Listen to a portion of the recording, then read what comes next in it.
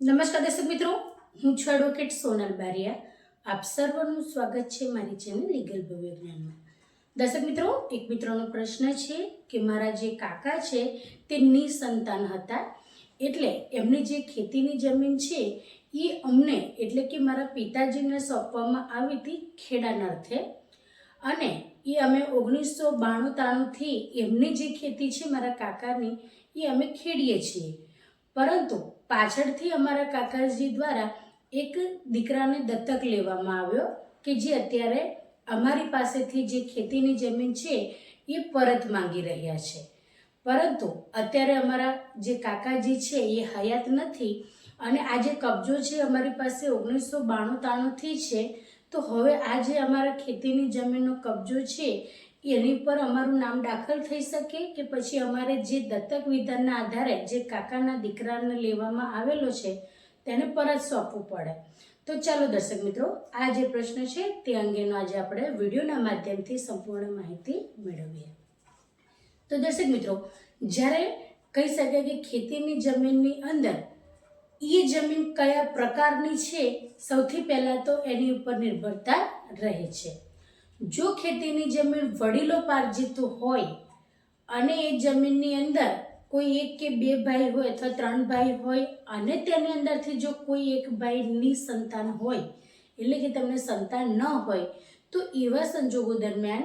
જે બાકીના ભાઈઓ છે એમના નામે જ્યારે કહી શકાય કે સાતબારની અંદર નામ દાખલ થાય તો બધા જે ભાઈ છે એમના નામ દાખલ હોય છે. તો જે નિસંતાન વ્યક્તિ છે એમનું જો અવસાન થાય છે તો એમનું જે કહી શકાય કે વારસાઈ કરીને પેઢીનામું બનાવીને એમનું કોઈ સંતાન નથી, એ હિસાબે આડી લીટીના વારસદાર એટલે કે જે વ્યક્તિ છે કે જેમને સંતાન નથી એમના આડી લીટીના વારસદાર એટલે એમના ભાઈ બહેનનો એની અંદર જે તે હક કે અધિકાર લાગે છે. પરંતુ અહીંયા પ્રશ્ન એ છે કે જે કાકાને દીકરા નથી એ કાકાએ જે તે જમીન છે એમના પોતાના ભાઈના દીકરાઓને ખેડવા માટે આપેલી જે તે સમયે, પરંતુ પાછળથી તેમને દત્તક વિધાનના આધારે જે સંતાનને દત્તક લેવામાં આવેલા છે એટલે જે દત્તક વિધાનની પ્રક્રિયા છે તે મુજબ જ્યારે દત્તક લીધેલું બાળક હોય તો એ પણ જે કહી શકાય કે કુદરતી જે બાળક છે અને એના જે અધિકાર છે એ જ અધિકારને એટલા જ અધિકાર એ જે તે દત્તક લીધેલ બાળક છે તેને પણ પ્રાપ્ત થાય છે. એટલે આવા સંજોગો દરમિયાન એ જે ભાઈ છે કે જે તમારા કહી શકાય કે કાકાના દીકરા જેમને દત્તક લેવામાં આવેલા એમના પિતા તરીકેનો એ જે એમનો અધિકાર છે એ તમે જે ખેતીની જમીન ખેડી રહ્યા છો એમાં એમનો સંપૂર્ણ હક ગણાય. હવે જો તમારા કાકાએ તમને જે તે વખતે ખેડવા માટે જે જમીન આપેલી એની અંદર એમને કોઈ લખાણ આલેલું હોય કે ધારો કે જે તે સમયે જે દત્તક લીધેલું સંતાન છે નહોતું, તો એવા સંજોગો દરમિયાન જો તમે કોઈ પણ રીતનું લખાણ લખેલું હોય કે મારે કોઈ સંતાન નથી એટલે ભવિષ્યની અંદર મારી જે પણ ખેતીની જમીન છે કે મિલકત છે એ હું મારા ભાઈના દીકરાઓને આપી રહ્યો છું કારણ કે એ મારી પાછળથી સેવા કરી શકે તેમ છે. આ રીતનું જો કોઈ પણ પ્રકારનું લખાણ હોય, તમારી પાસે પુરાવા હોય, તો તમે જે એમના જે દીકરાને દત્તક લેવામાં આવેલો તેમને તમે પુરાવા રૂપે બતાવી શકો છો કે અમે જે ખેડાણ કરી રહ્યા છીએ એ ખેતીની જમીન અમને આ રીતે સોંપવામાં આવેલી. પરંતુ જો તમને કોઈ પણ પ્રકારનું એવું કહેવામાં ના આવેલું હોય કે આ હું તમને આપી જ દઉં છું કાયમ માટે,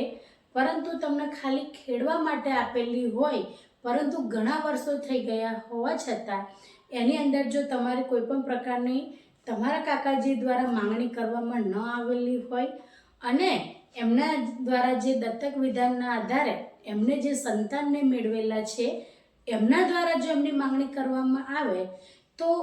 આમ જોવા જઈએ તો જે દત્તક વિધાનના આધારે જે સંતાનને પ્રાપ્ત કરવામાં આવેલું હોય એમનો પણ સંપૂર્ણ અધિકાર એ જે એમના પિતાજી છે એમની મિલકતની અંદર સંપૂર્ણ હક રહે છે. તો જો તમારી પાસે કોઈ પુરાવા ન હોય અને દર્શક મિત્રો આ જે તમે જે ખેતીની જમીન તમારા કાકાજી દ્વારા જે ખેડાણ અર્થે આપવામાં આવેલી એ જો ખેતીની જમીન વડીલોપાર્જિત હોય તો પછી એ એમના જે પિતા છે એટલે કે તમારા કાકા છે એમની પણ એ વડીલોપાર્જિત મિલકત ગણાય. તો એ હિસાબે દત્તક વિધાનના આધારે લીધેલી જે સંતાન છે એનો પણ એની અંદર એટલો જ હક હિસ્સો ગણાય. એટલે જ્યારે વડીલોપાર્જિત મિલકત હોય તો તમારા જે કાકા છે, તમારા જે પિતાજી છે, બાકીના એમના જે પણ ભાઈ બહેન હશે એ બધા વચ્ચે એક સમાન હિસ્સા રૂપે એ જે જમીન છે એની વહેંચણી થશે. એટલી વહેંચણીના આધારે તમારો જે હિસ્સો છે, તમારા પિતાજીનો જે હિસ્સો છે એ તમારો ગણાય. એટલે એ રીતના એનું વિભાજન થઈ શકે. તો બાકીનો હિસ્સો જે તમારા કાકાજી જે પહેલાં નિસંતાન હતા અને પછીથી એમને દત્તક વિધાનના આધારે એક દીકરાને એમને દત્તક લીધો છે, તો એ જે દીકરાને દત્તક લીધેલો છે તે હિસાબે એ દીકરાનો એ વડીલોપાર્જિત મિલકતની અંદર જે હક હિસ્સો છે એ ગણાશે.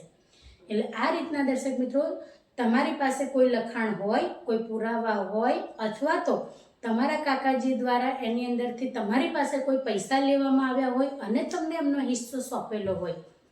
તો આ રીતની જો કોઈ પણ કાર્યવાહી કહી શકાય કે ભૂતકાળમાં થયેલી હોય તો તમારી પાસે પુરાવા હોય તે પુરાવાના આધારે તમે જે તમારા દત્તક વિધાનને આધારે કાકાના દીકરાઓ છે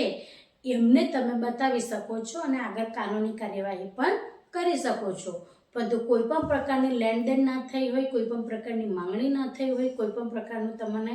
લખાણ ના આપવામાં આવેલું હોય, માત્ર ને માત્ર ખેતીની જમીનને તમને ખેડવા માટે આપેલી હોય, તો આવા સંજોગો દરમિયાન તમારે તમારા કાકાના હિસ્સા પૂરતી જે ખેતીની જમીન છે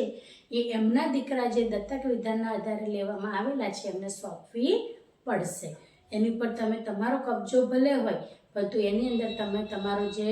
નામ છે દાખલ કરી શકો નહીં. તો દર્શક મિત્રો આજના માટે આટલું જ. જો દર્શક મિત્રો મારી વિડીયો સારો લાગ્યો હોય તો ત્યારે લાઈક કરજો, શેર કરજો અને ચેનલને સબસ્ક્રાઈબ કરજો. જય હિન્દ.